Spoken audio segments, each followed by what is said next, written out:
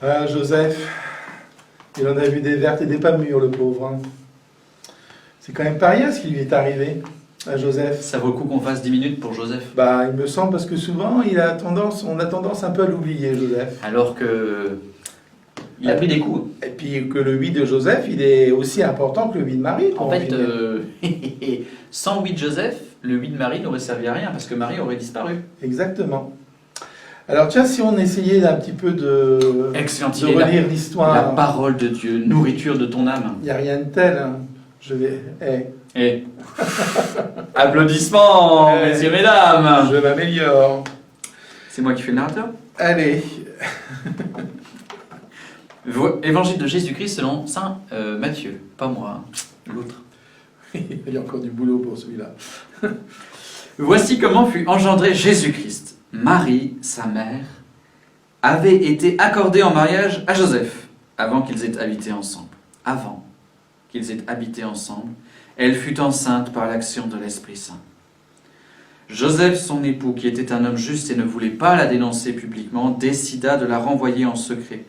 Comme il avait formé ce projet, voici que l'ange du Seigneur lui apparut en songe et lui dit : Joseph, fils de David, ne crains pas de prendre chez toi Marie, ton épouse, puisque l'enfant qui est engendré en elle vient de l'Esprit Saint.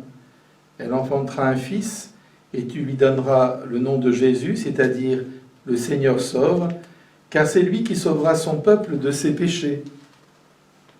Amen. Tout cela est arrivé pour que soit accomplie la parole du Seigneur prononcée par le prophète. Voici que la Vierge concevra et enfantera un fils, on lui donnera le nom d'Emmanuel, qui se traduit Dieu avec nous. Quand Joseph se réveilla, il fit ce que l'ange du Seigneur lui avait prescrit. Il prit chez lui son épouse. Voilà, c'est beau quand même. C'est une belle histoire d'amour pour en finir. Non, mais on peut imaginer quand même le pauvre Joseph qui avait prévu... sa vie était réglée à Joseph. Plan de carrière terminé. Il était charpentier, il avait un travail, il avait trouvé une belle jeune fille pour... Elle devait être super jolie. Voilà, et donc, il était heureux. Il allait se marier avec elle, avoir des enfants. Une vie toute tracée. Et puis, la Vierge Marie... puisqu'elle est la Vierge Marie, elle devait avoir un cœur incroyable. Joseph devait déjà être conscient d'avoir une perle entre les mains. Et on dit que Marie et Joseph, je veux dire, toute leur vie va être bouleversée. Ah. Voilà. Et notre Joseph, lui, il ne comprend pas. Je veux dire, quand Marie annonce à Joseph, comment je suis enceinte du Saint-Esprit, on peut comprendre que Joseph ait eu quelques doutes. Ou même si ça tombe, elle n'a pas réussi à lui dire et il a vu qu'elle était enceinte. Voilà. Et en tout cas, à un moment, Joseph s'est retrouvé seul sans Marie en se disant « Oh, ma chérie, elle est enceinte. Et elle n'est pas enceinte de moi. Elle en qui j'avais toute confiance et qui devait être ma promise. » On peut imaginer tout ce qui s'est passé dans la tête et dans le cœur de Joseph. Parce qu'il aimait profondément Marie, et il ne voulait pas lui faire du mal. Et en même temps, pour lui, c'était insupportable d'imaginer que Marie puisse porter l'enfant de quelqu'un d'autre. Et donc, bien sûr qu'il a fait le projet de la répudier, parce qu'il était tellement déçu, tellement déçu. On peut imaginer quand même le désespoir qui a pu habiter son cœur à ce moment-là, une déception immense. Et donc, à un moment donné, Joseph s'est dit, c'est pas possible, quoi. Et donc, il a eu le projet de répudier Marie. Et là, troisième changement de projet, il y a une intervention divine. Comme dans vos vies et dans nos vies. Dieu vient nous rejoindre à différents moments de notre existence, pour autant qu'on soit attentif. Joseph reste injuste. Joseph, c'est un bon. Il a un grand cœur. Il aurait pu choisir de faire zigouiller Marie, selon la loi de Moïse. Il a dit non, je ne veux pas. Donc il y a de la bonté dans le cœur de Joseph.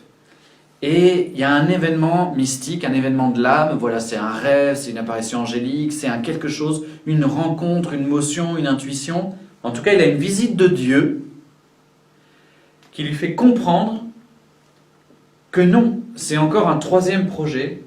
Il doit se laisser dépouiller de ses idées préconçues.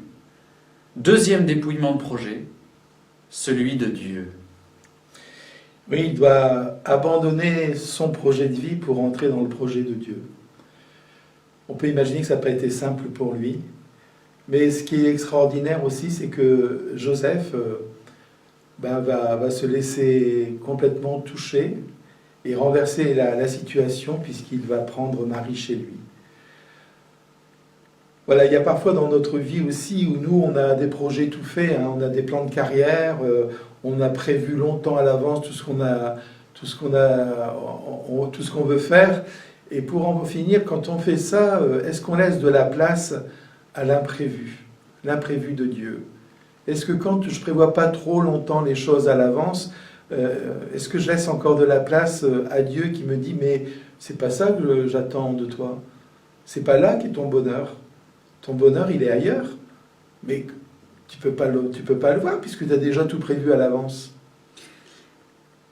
Aujourd'hui, grâce à Saint Joseph, en ce début d'Avent, Dieu nous pose la question, est-ce que tu veux vraiment faire ma volonté? Dans nos cœurs, frères et sœurs, il y a beaucoup de désirs. Et ces désirs sont bons, et c'est quand même super beau pour un homme de vouloir construire sa vie avec une femme, c'est magnifique. Joseph, il avait raison de vouloir épouser Marie. Et ensuite, il avait raison de vouloir répudier Marie, pour respecter la loi. Et Dieu lui dit, il y a une raison encore plus grande. Et en fait, le premier à vivre dans le célibat, ou plutôt la chasteté consacrée d'une certaine manière, c'est Joseph. Il n'a pas eu de relation avec Marie. Le premier appelé à abandonner tout, à quitter, peut-être après Marie, parce que Marie aussi, si elle s'est consacrée. Donc le deuxième, tous les deux sont consacrés à Dieu finalement, et vivent quelque chose de très spécifique, mais c'était leur vocation pour pouvoir s'occuper du Fils de Dieu.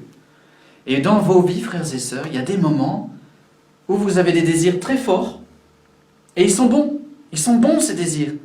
Mais peut-être que Dieu vous dit, j'ai prévu autre chose pour toi d'encore plus grand. Et pour le moment, je me dis que cette expérience que Marie et Joseph ont vécue a dû, d'une certaine manière, influencer sur la manière dont ils ont accueilli Jésus dans leur vie.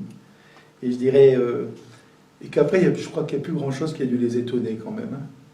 Parce que je pense que quand on a vécu une chose comme ça, on s'attend vraiment à l'inattendu de Dieu. Et l'inattendu de Dieu, ça va être Dieu lui-même qui vient dans leur vie, qui va s'incarner. Et qu'ils vont, d'une certaine manière, éduquer à l'humanité. C'est-à-dire que, comme un bon papa et une maman, ils vont apprendre à Dieu d'être un bon humain, d'une certaine manière. Et probablement aussi que c'est ce qui rend touchant, je dirais, ce couple. Dieu a choisi un homme et une femme, toute simple, dans un petit village perdu de Nazareth, pour dire, voilà, c'est vous deux que je veux, et c'est à vous que je me confie d'une certaine manière, et pour que vous puissiez m'aider à faire grandir en moi l'humanité.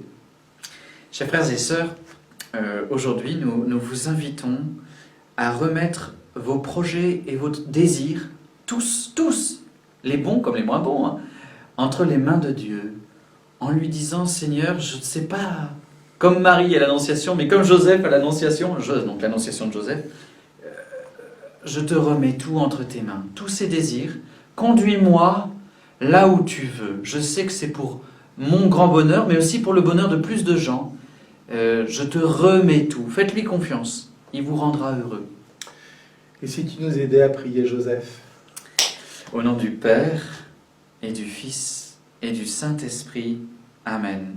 Saint Joseph, nous te demandons de nous aider à lâcher prise, à remettre nos désirs et nos projets à Dieu. Je vais maintenant dire le Réjouis-toi Joseph, qui est l'équivalent du Je vous salue Marie. Réjouis-toi Joseph, fils de David, toi qui craignis de prendre chez toi Marie, ton épouse, car ce qui était engendré en elle était venu du Saint-Esprit. Elle enfanta un fils, tu lui donnas le nom de Jésus. Saint Joseph, Père virginal du Fils de Dieu, prie pour nous pauvres pécheurs, maintenant et à l'heure de notre mort.